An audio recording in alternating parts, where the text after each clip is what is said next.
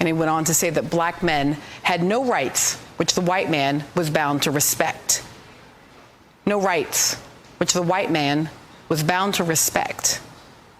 No rights, which the white man was bound to respect.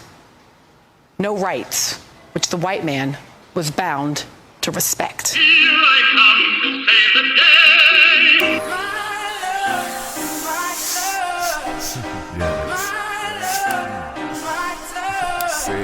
I guess just political, right? You hear me? Real shit. Shit, it's personal too. Right, you fucking well right. You hear me? They told us not to cut up, but fuck 'em, fuck 'em. They told us not to strap up, but fuck 'em, fuck 'em. They told us not to load up, but fuck 'em, fuck 'em. We load them fucking things up, we bust. They told us not to cut up in Baltimore, but fuck 'em. They told us not to cut up in Ferguson, but fuck 'em. They told us not to cut up in Florida, but fuck 'em. They told us not to cut up in Cali, fuck 'em. In the past decade alone, January 24th, 2004, Timothy Stansbury, Brooklyn, New York, unarmed. November 25th, 2006, Sean Bell, Queens, New York, unarmed. January 1, 2009, Oscar Grant, Oakland, California, unarmed. January 29th, 2010, Aaron Campbell, Portland, Oregon, unarmed. July 18th, 2011, Alonzo Ashley, Denver, Colorado, unarmed. March 7th, 2012, Wendell Allen, New Orleans, Louisiana, unarmed. September 14th, 2013, Jonathan Farrell, Charlotte, North Carolina, unarmed. July 17th, 2014, Eric Garner, Staten Island, New York, unarmed. August 9th, 2014, Michael Brown, Ferguson, Missouri, unarmed. They told us not to cut up, but fuck 'em, fuck 'em. They told us not to strap up, but fuck 'em, fuck 'em. They told us not to load up, but fuck 'em, fuck 'em. We load them fucking things up, we bust. They told us not to cut up in Baltimore, but fuck 'em. They told us not to cut up in Ferguson, but fuck 'em. They told us not to cut up in Florida, but fuck 'em. They told us not to cut up in Cali, fuck 'em. I mean that shit, cause these white folks see us and stuff. I don't care what y'all think. I don't care if you think you a lawyer, if you a man, if you an African American, if you whatever the fuck you think you are. Put down the niggas to these motherfuckers. You know, and until we own some shit, I'ma call it like it is. How you gonna be a man and be soft? You know, if you look over our 5 different houses, ain't a man in either one of them motherfuckers. How we gonna be a man? How we gonna be African American? We out here done.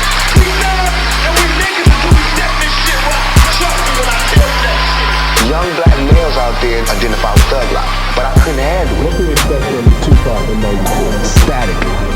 It's gonna be static for sure.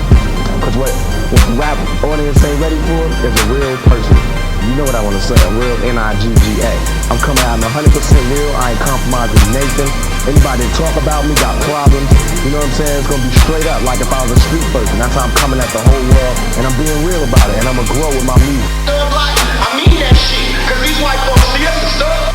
They told us not to cut up, but fuck 'em, fuck 'em. They told us not to strap up, but fuck 'em, fuck 'em. They told us not to load up, but fuck 'em, fuck 'em.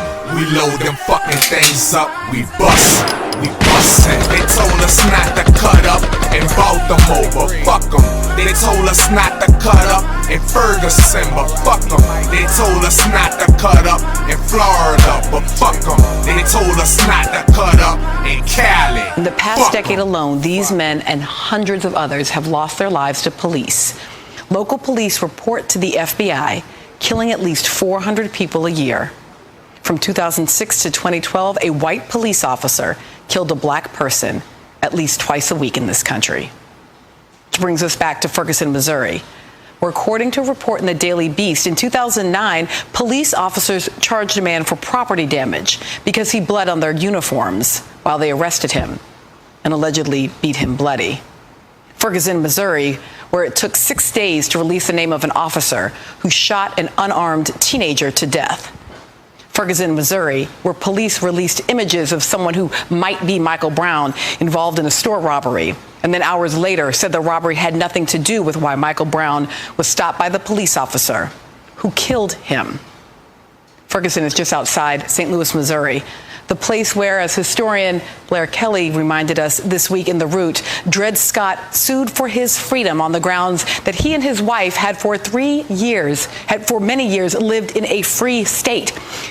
His case eventually went to the Supreme Court, and in 1857, Chief Justice Roger Taney declared that Scott had no right to sue because, as a black man, he was never intended to be an American.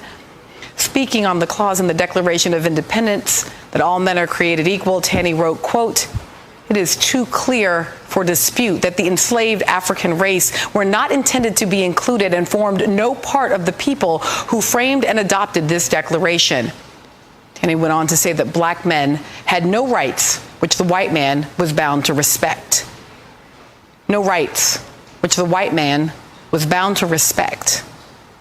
No rights which the white man was bound to respect. No rights which the white man was bound to respect.